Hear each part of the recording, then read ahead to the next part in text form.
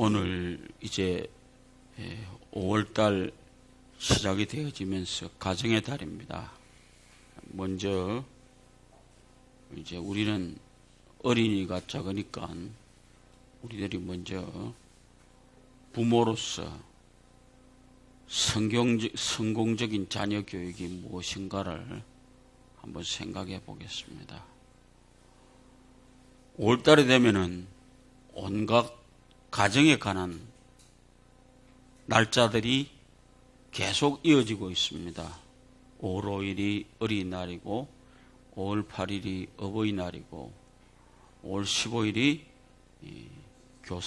교사날이고 21일이 부부의 날이고 이렇게 날짜들이 5월 달에는 온갖 가정에 관한 얘기들이 많습니다. 제발 이 가정을 등한하시기 바랍니다. 하시지 말기 바랍니다. 바쁘다는 이유로 잘 못해주고 있는 우리들의 생각을 한 번쯤 돌아보는 시간들이 가져지기를 원합니다. 어제가 5월 5일로 어린이날인데 제95회입니다. 1923년 소파 방정환 선생이 어린이날을 제정하고 어제로 95회가 되는 날입니다. 그래서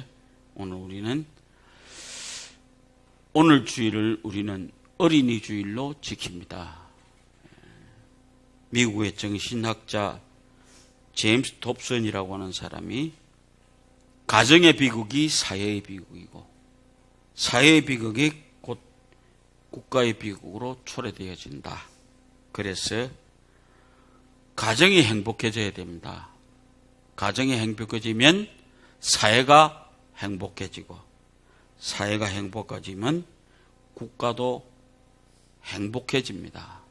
그래서 오늘 우리가 먼저 살아가는 우리들의 가정을 한번 돌아보시기 바랍니다. 그래서 이 시대의 가장 중요한 과제가 무엇인가? 가정의 회복입니다. 이혼율이 끊임없이 높아져가고 이혼 가정이 많아지면서 결손 가정이 생겨지는 이런 상황 속에서 가정의 중요성을 다시 한번 생각해 보시길 바랍니다. 요즘 세상이 어린이들이 살맛 나는 세상이라고 그래요. 너무 잘해줍니다. 좀 더 말하면 과잉부호가 오늘 이상한 형태의 국가를 낳아졌습니다. 그래서 좀 더 우리는 과잉부호가 아닌 올바른 성공적인 가정의 교육이 이루어질 수 있도록 우리 함께 생각해 보시기를 원합니다. 오늘 우리가 비록 불확실성의 시대에 삽니다. 빈곤과 질병과 환경 파괴와 예기치 못한 자연재해라고 할지라도 오늘 우리는 여전히 이 땅에 희망이 있습니다. 어디가 희망이 있어야 되느냐? 가정이 희망이 되어야 됩니다. 가정이 희망이 있을 때에 그 사회는 올바른 형태로 굴러갈 수 있다라고 하는 것입니다. 21세기의 동양이라고 하는 글을 쓴 존 나이스피츠라고 하는 사람이 비록 이 시대가 종교적이지도 않고 불신앙적이고 무신론적 사회인 그 살고 있자 할지라도 영적으로 도덕적으로 타락되어진 이 세상에서 세상을 구원해주고 소망을 줄 수 있는 것은 오로지 교회밖에는 없습니다. 다시 한번 우리 쪽으로 돌아와서 생각해 보아도 이 절망적인 상황 속에서 이 사회가, 이 국가가 바로 갈 수 있는 것은 교회가 바로 서야 된다라고. 그래서 우리는 이 사회 속에서 교회가 자기 모습을 바로 하시길 바랍니다. 그래서 교회에서 먼저 가정으로 가서 가정이 평화로워지고 그 평화로운 가정을 통해서 사회가 평화로워질 수 있는 그런 사회를 만들어갈 수 있기를 원합니다. 그래서 오늘 성경 말씀 속에서 우리에게 주시는 말씀, 우리 다음 세대를 우리는 어떻게 가르쳐야 할 것인가 라고 하는 것을 생각해 보기를 원합니다. 핵가족 시대가 되어졌는데 요즘은 핵가족 시대가 아니고 가족 해체 시대를 삽니다. 그래서 가정을 올바로 세워서 나가지 아니하면은 아마도 갈수록 절망적일 것 같습니다. 여러분과 내가 살고 있는 이 사회가 바로 서가기 위해서 가정이 회복되어져야 됩니다.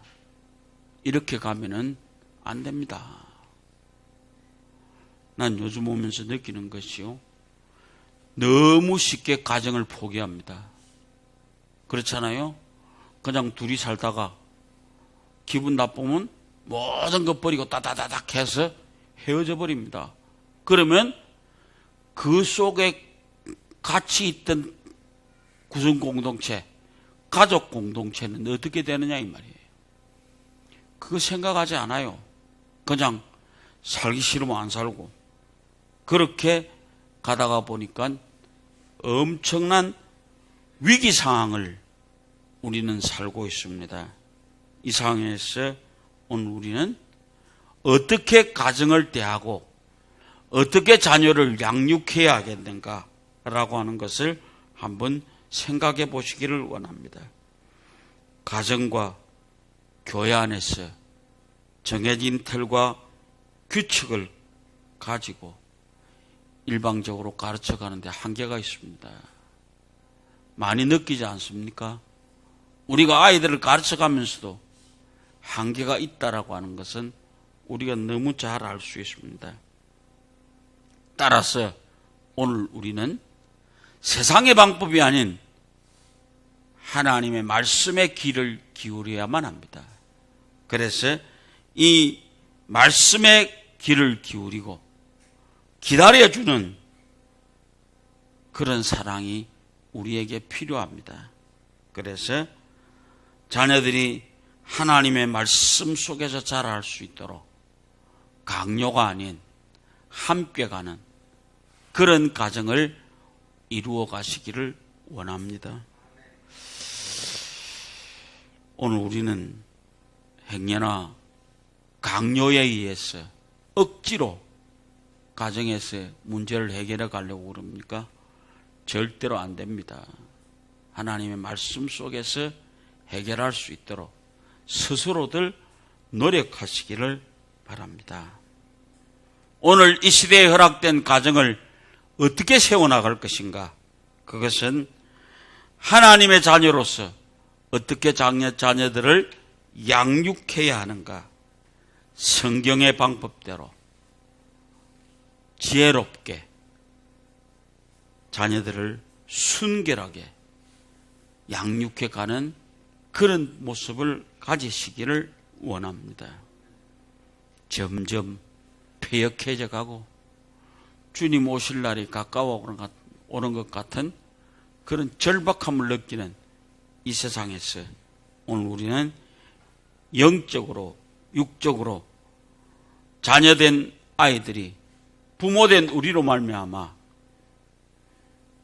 노여워하지 않고 낙심하지 않고 오직 말씀과 사랑으로 양육해 가시기를 원합니다. 첫째로,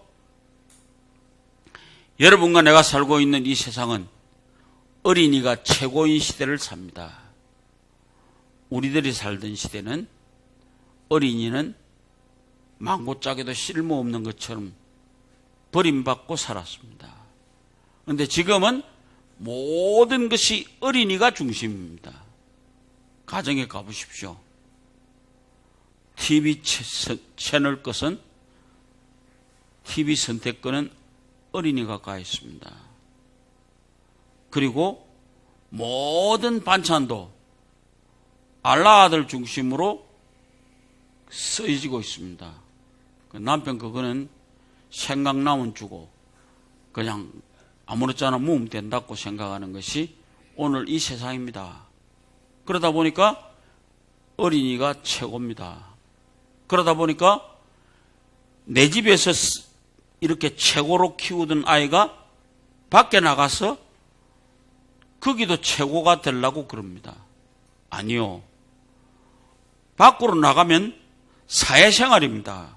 그러므로 거기는 규율도 있고 법도도 있고 그렇습니다.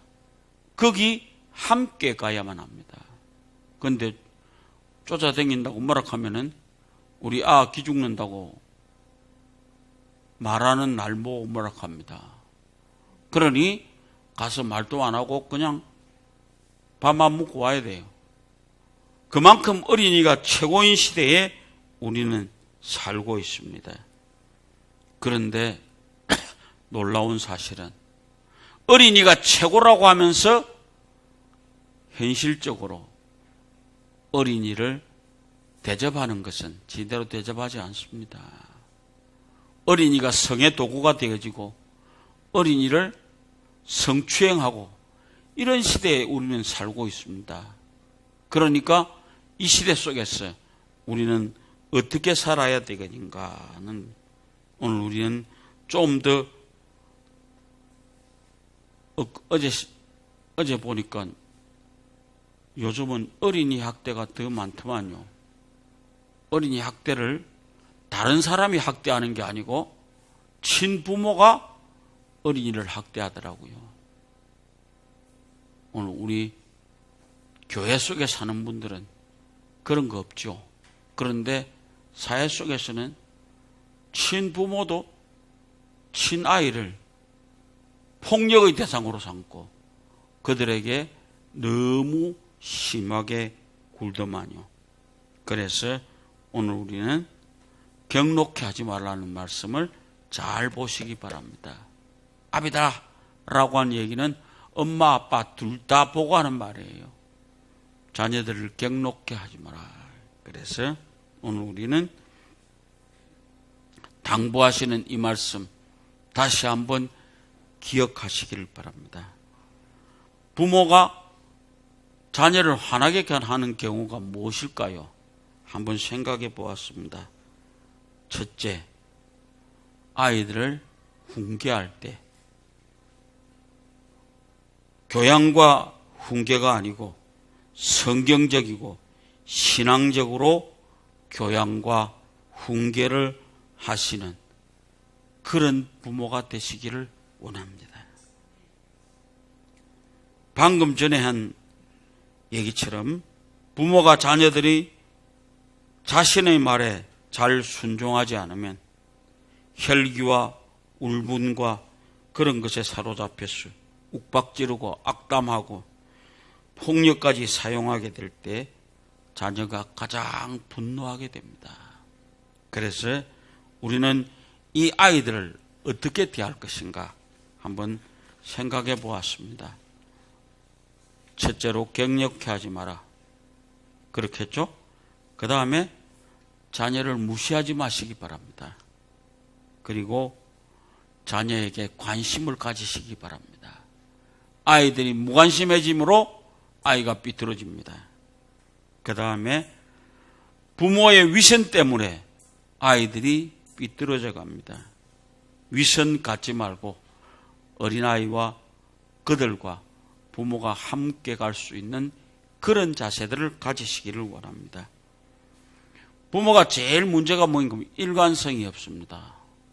어떤 때는 들어주고 어떤 때는 안 들어주고 그러다 보니까 아가 생각할 때 우리 아버지는 어째서 아이면 아이지 이럴 때는 됐다가 저럴 때는 안 되고 그러느냐.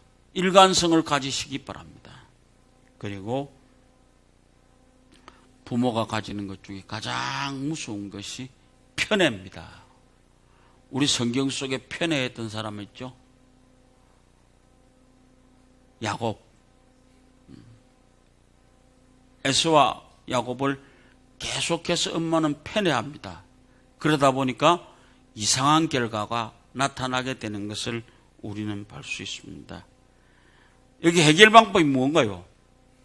부모가 자신의 생각이나 고집이나 경험을 절대적인 기준이라고 생각해서는 안 됩니다. 세상도 너무 빨리 변합니다. 그죠? 요새는 부모가 아무리 말해도 자녀가 말을 안 듣는 시대입니다. 그러므로 우리 함께 하나님의 말씀 안에서 가정이 주의 말씀 안에 하나가 되어질 때 거기서 모든 문제는 해결될 수 있습니다. 그래서 중요한 얘기. 두 번째로 아이를 잘못 키우는 방법이 있습니다. 재밌는 얘기라서 제가 하나 적어왔습니다. 미국 텍사스 휴스턴 경찰 당국에서 못된 자녀 키우는 10가지 방법이라는 얘기를 써놨더라고요. 제가 한번 읽어볼게요. 반대로 하면 잘 키웁니다. 첫째로 아주 어려서부터 아이가 갖고 싶어하는 것을 다 사주어라. 그 아이는 온 세상의 모든 것이 자기 것이 될 수 있다고 오해하면서 자랄 것이다. 요새 전부 다 사주죠. 그죠? 사달라고 하면 무조건 사주죠. 안 되는 거는 안 되는 거고 되는 거는 되는 거야만 합니다. 다음 두 번째로 아이가 나쁜 말을 할 때 그냥 웃어 넘겨주어라. 그리하면 자기가 재치 있는 줄 알고 더욱 악한 말과 생각이 깊어질 것이다.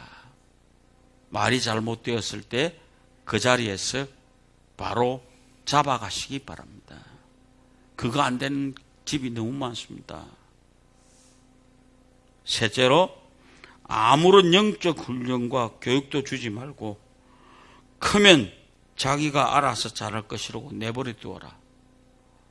제가 왜 교회에서 우리가 아이를 영과 육으로 잘 가르쳐야 되는가를 얘기를 합니다. 가만 놔두면 클 거라고 생각하면은 그건 엄청난 비극을 가지고 옵니다. 그 다음에 네 번째, 잘못된 품행을 책망하지 말고 그냥 두어라. 이 다음에 자동차로 훔치고 체포된 후에 사회에서 책망을 받게 될 테니까. 가만두십니까? 아니죠. 잘못된 것은 잘못된 것이라고 얘기하시길 바랍니다. 다섯 번째, 아이가 치우지 않은 침대, 옷, 신발 등을 모두 부모가 정돈해 주어라. 자기의 책임을 다른 사람에게 미루는 사람이 될 것이다. 자기 자리는 자기가 갤 수 있도록 어릴 때부터 훈련을 시키시기 바랍니다. 그게 제일 중요합니다.